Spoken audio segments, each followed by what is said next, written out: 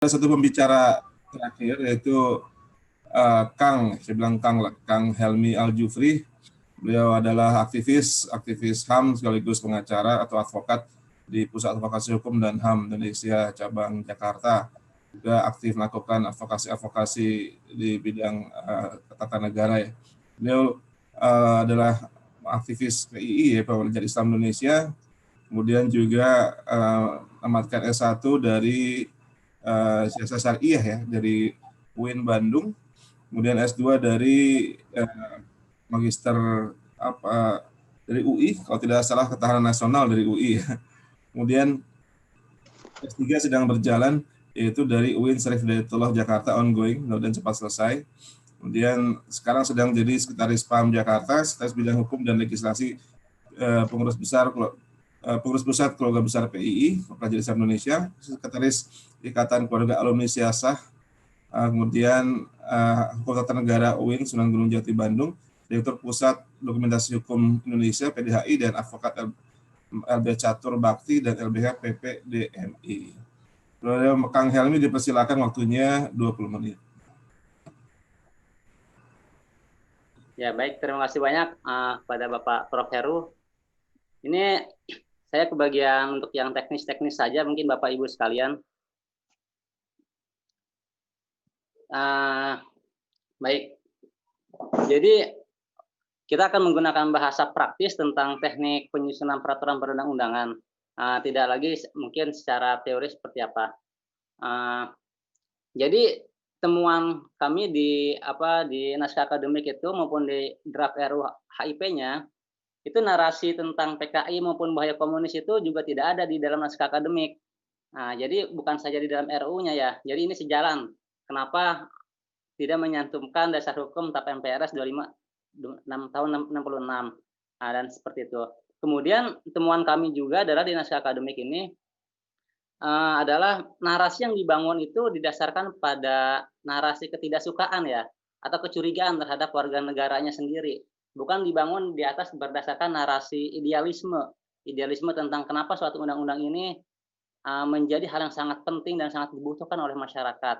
Nah, tapi banyak sekali ini temuan-temuan yang kita temukan dalam naskah akademik dari halaman 14 dan seterusnya halaman 58. Dan sayangnya justifikasi para penyusun ini di DPR itu tidak mendasarkan pada hasil riset maupun pada hasil kajian ilmiah. Jadi kalau kami sih menyebutnya di PAM Jakarta ini naskah akademik yang tidak akademis, karena sangat minim sekali riset-riset yang dilakukan oleh DPR ini terkait kenapa untuk isu yang sangat besar ini ideologi Pancasila tetapi menggunakan asumsi-asumsi ataupun nalar belaka ya. Nah, ini yang sangat kami sesalkan sebagai selaku masyarakat Indonesia. Mengapa sekelas DPR DPR RI mewakili rakyat tapi membuat naskah akademik mendasari rumusannya yang tadi disebut Pak Bagus Riono adalah maksud penyusunan ini kok begitu. Banyak sekali justifikasi atau penghakiman kepada warga negara, bahkan ke penyelenggara negara juga. Di penyelenggara negara dituduh belum melaksanakan ideologi Pancasila dengan baik. Tapi tanpa menyebut.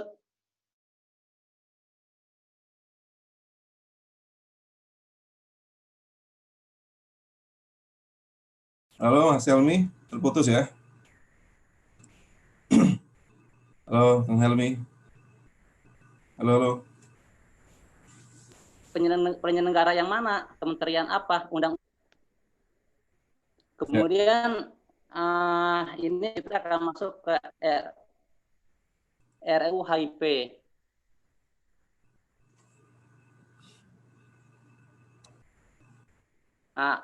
Masuk ya suara saya, Bu, Pak? Videonya dimatikan ya Kang Helmi biar. Halo? Matikan video nggak apa-apa. Ya. Baik ya. Nah, baik. Jadi ini di dalam naskah akademik maupun di RUU HIP itu kan ada asas aksesibilitas ya. Jadi ini yang diharapkan itu diterima secara politik, bukan secara konsensus bangsa Indonesia. Nah, kemudian juga faktanya kan rakyat tidak sepakat dan menolak.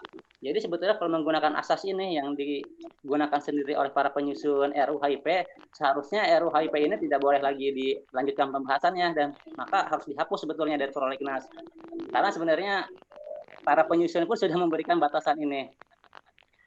Nah, kemudian kalau saya melakukan perspektif dari tekniknya saja. Teknik sebetulnya apa sih kontroversi-kontroversi yang ada di dalam RUU HIP?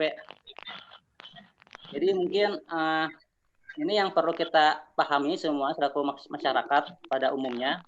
Itu di pasal 2 itu kan ada bunyinya itu terdiri atas ya. Terdiri dari atas 4 ini. Maaf, saya loncat dulu.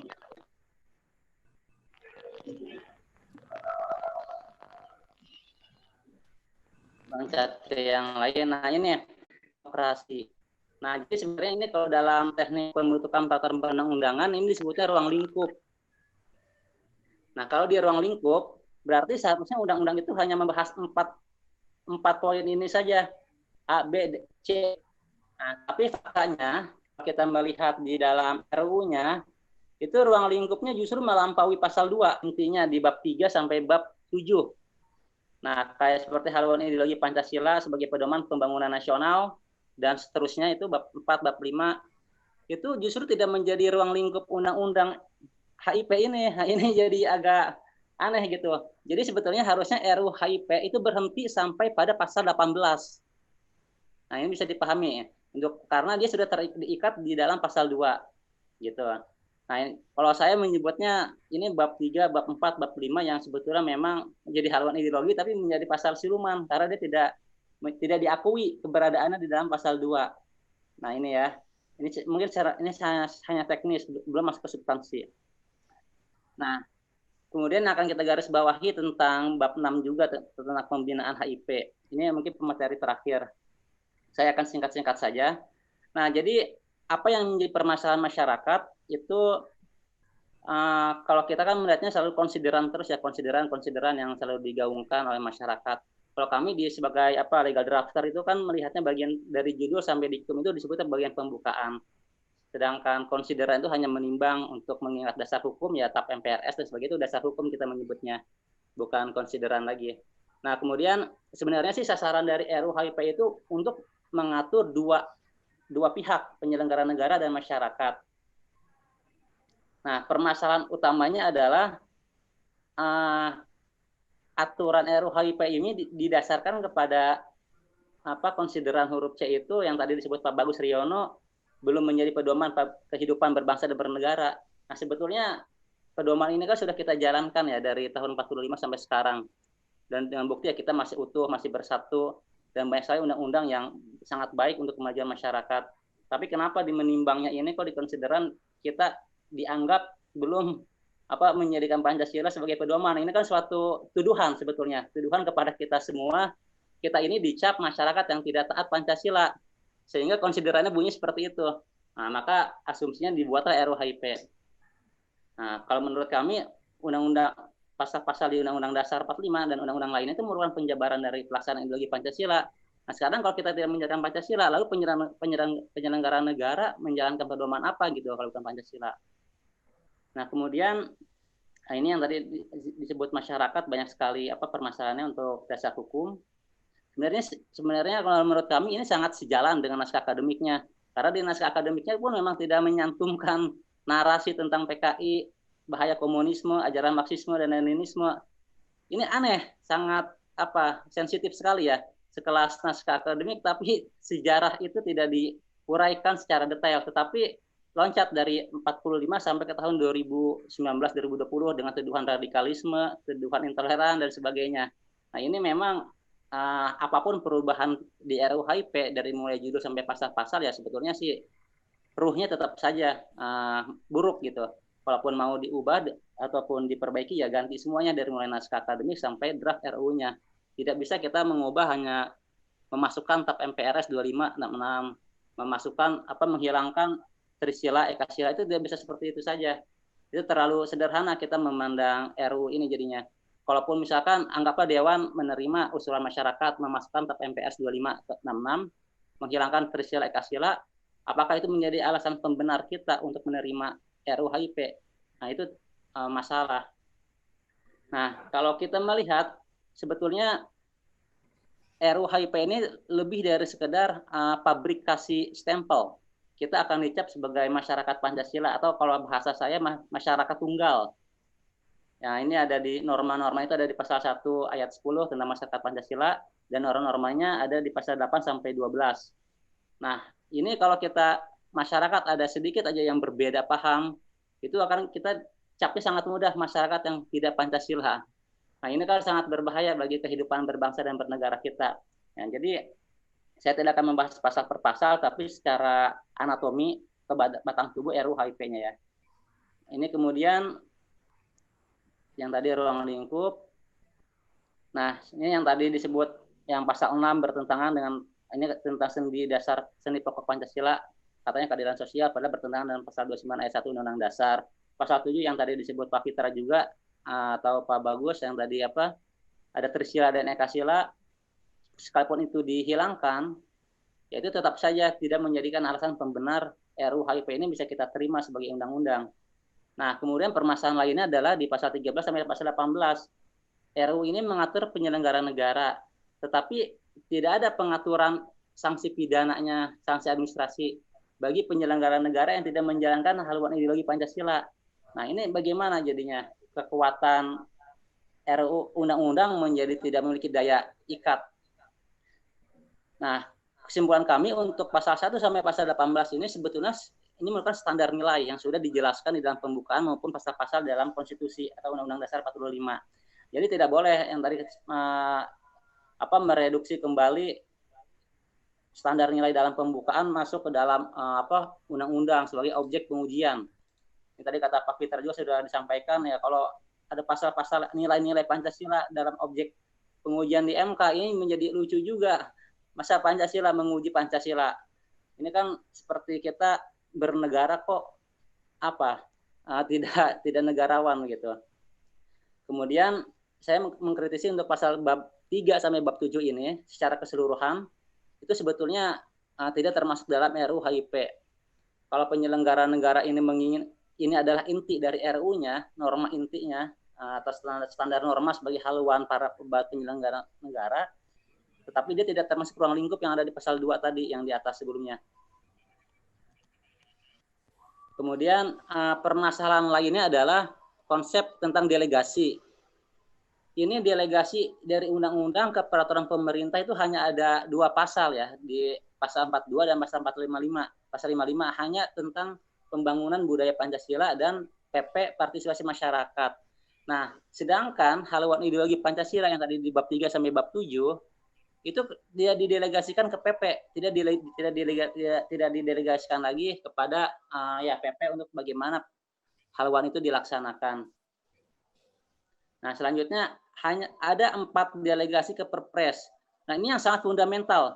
Kalau kami berdiskusi bersama Ibu Neng, ini bagaimana kedudukan BPIP bertanggung jawab kepada Presiden. Nah, di sini ada pasalnya itu banyak sekali ini dengan tugas fungsi dan sebagainya, pemilihan ketua dewan pengarah dan tugas wewenang.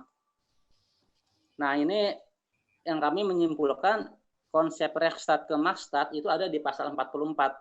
Jadi presiden merupakan pemegang kekuasaan dalam pembinaan haluan ideologi Pancasila. Ini masalah besar. Seharusnya Pancasila ini dikuasai oleh negara ya, bukan oleh presiden. Jadi undang-undang menghendaki presiden yang memegang kekuasaan tunggal, pemilik tunggal ideologi Pancasila. Dan ini diatur di dalam Perpres. Nah, ini kan sangat berbahaya gitu. Kemudian juga badan tersebut atau BPIP tersebut bertanggung jawabnya kepada presiden. Seharusnya dia bertanggung jawab kepada negara, dalam hal ini ya pemerintah juga DPR. Kemudian pasal yang berbahaya lagi adalah misalkan kalau tujuannya tadi Pak Mulyanto sampaikan untuk memperkuat BPIP, ya kalau untuk memperkuat BPIP tidak perlu pengaturannya itu lewat undang-undang, tapi dalam norma-norma dalam RUU ini malah mendelegasikan lebih lanjut kepada peraturan presiden.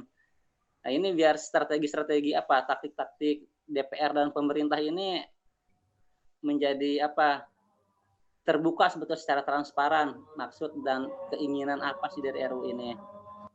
Nah, kemudian kalau menurut kami ya ideologi Pancasila itu bukan di tangan presiden tapi di tangan rakyat. Karena kedaulatan berada di tangan rakyat dan dilaksanakan menurut undang-undang sebagaimana pasal 1 ayat 2 Undang-Undang Dasar 1945. Mungkin ini sedikit pengantar ya dari saya tentang hasil temuan-temuan maupun analisis kami dari PAM Jakarta terkait RUU HIP ini. Selanjutnya saya serahkan kembali kepada Prof. Heru selaku moderator. Ya, terima kasih pada Kang Helmi Al-Jufri.